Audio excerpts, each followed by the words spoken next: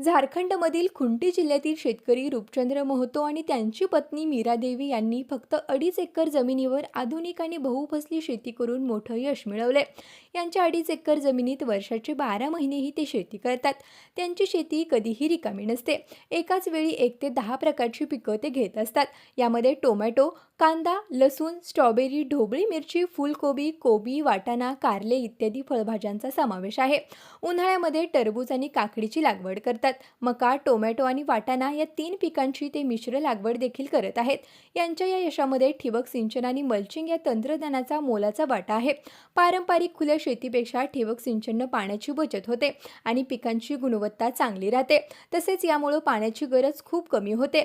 एका रोपाला दररोज 1 लिटर पाणी लागतं. यामुळे सकाळी आणि संध्याकाळी फक्त 30 ते 40 मिनिट ठिबक सिंचन चालू करावा लागतो.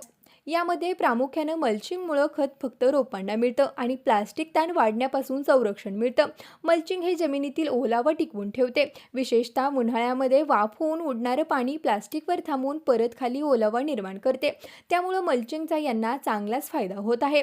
रूपचंद्र यांच्या मते जर शेतीतून पैसे कमवायचे असतील तर प्रगत शेती करणं आवश्यक आहे. जे इतर सर्वजण करतात त्यापेक्षा काहीतरी शेतीत वेगळं करायला हवं. त्यामुळे सध्या ते शेतीत नवनवीन प्रयोग करत राहतात. यांच्या यशामुळे सिद्ध झालं की केवळ जमिनीला नव्हे तर विचारांनाही महत्त्व असतं. तर शेतकरी बंधूंनो, रामचंद्र मोहतो यांची बहुफसली शेती तुम्हाला कशी वाटली कमेंट करून नक्की सांगा. आणि असेच नवनवीन व्हिडिओ पाहण्यासाठी आत्ताच कृषी मंत्राच्या यूट्यूब चॅनलला सबस्क्राईब करा. त्याचबरोबर आमच्या फेसबुक आणि इंस्टाग्राम पेजलाही फॉलो करा.